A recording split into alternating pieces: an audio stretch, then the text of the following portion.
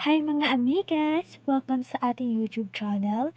At kung bago ka lang po dito, kindly subscribe to my channel. Also, like and share. And also, click the notification bell para updated ka po sa aking mga in-upload na videos. So, for today's video, ituturo ko po sa inyo kung paano nyo po makikita ang overall na watch hours ninyo and also your subscribers na hindi po ninyo dito makikita sa ating YT Studio na app. So, ayan dito makikita nyo po yung subscribers natin and also yung ating watch time, views, subscriber change. Actually, yung dito sa watch timer hours is meron akong 70 na hours. So, hindi lang po ito yung aking watch hours. So, ngayon po ay tuturo ko po sa inyo kung paano nga ba natin malalaman ang overall na watch hours natin. Ang unang-unang nyo pong gagawin ay pupunta kayo dito sa ating YouTube na app. And then also po, pakiclick po dito yung ating channel na ito, yung account natin. So ayan po, pakiclick din po yung ating your channel. At saka pakiclick din po itong tatlong dot na ito. And then, pakiclick yung share, copy link. So ayan, nakopy na po natin yung ating link. So ngayon ay pupunta naman po tayo sa ating Chrome.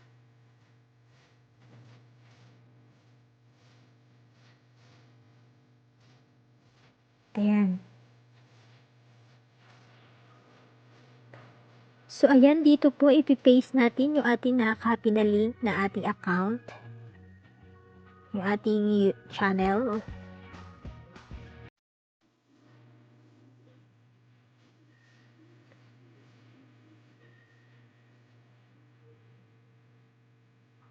So, ayan, medyo po mahina yung aking internet. So, ito na, lumabas na po yung aking channel name. So, now, pupunta po tayo dito sa tatlong dot na ito, sa itaas, sa bandang itaas na ito. Click natin yan.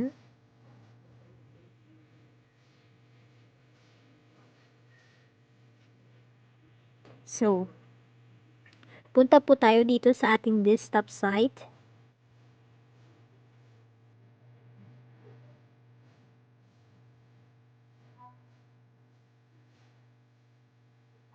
Ayan. So, makikita nyo, naka-desktop site na siya. So, now, pupunta po tayo dito sa ating account. Dito. As you can see, dito na siya. Meron siya your channel, purchases, and membership, YouTube Studio, Switch account, sign out, etc. So, dito po, click natin itong YouTube Studio.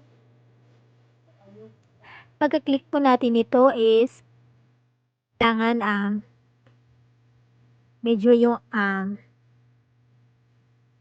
matagal yung pag-click natin dito, and then click the open a new tab in group. So, nandito na yan. Ayan siya. So, now, continue to studio po tayo.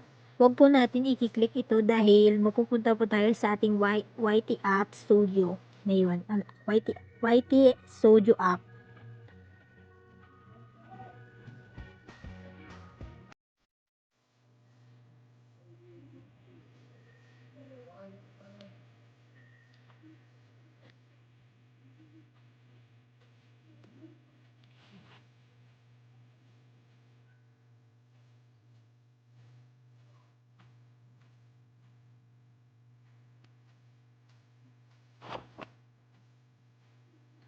So, ayan, medyo mahina pa rin po yung ating internet. Medyo, tamang hintay lang tayo ngayon.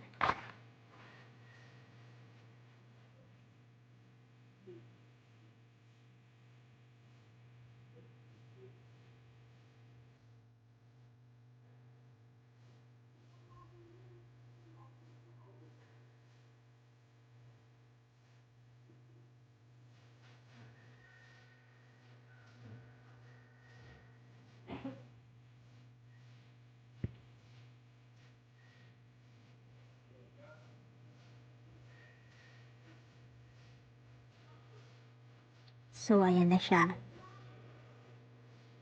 Ayan. So, makikita nyo dito is nakapangalan yung ating channel dashboard. So, dito yung channel analytics. Hereafter also we've published videos, latest comments, etc. So, now, ito po yung pipinutin natin dito. So, pag pinutin natin yung pangalawa is, makikita natin yung contents. Channel content. Pangatlo, we have also playlist.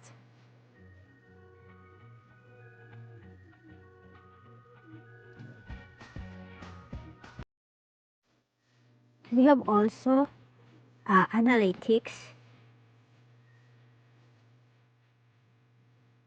subtitles, comments, copyright, and also, para makita po natin yung ating overall watch hours, is kailangan po nating click itong dollar sign na ito, itong dollar sign na ito.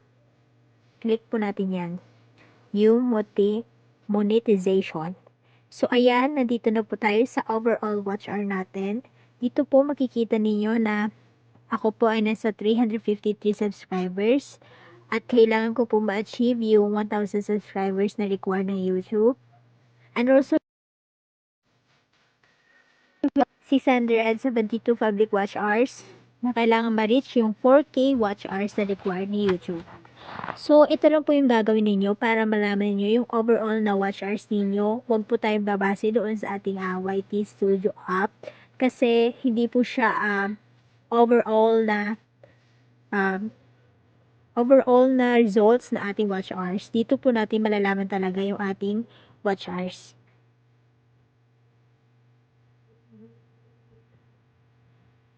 So, ayan po, that's all for today. Thank you for watching and also don't forget to like, subscribe, and also hit the notification bell para updated ka po sa mga i-upload ko na videos. Thank you and God bless you all.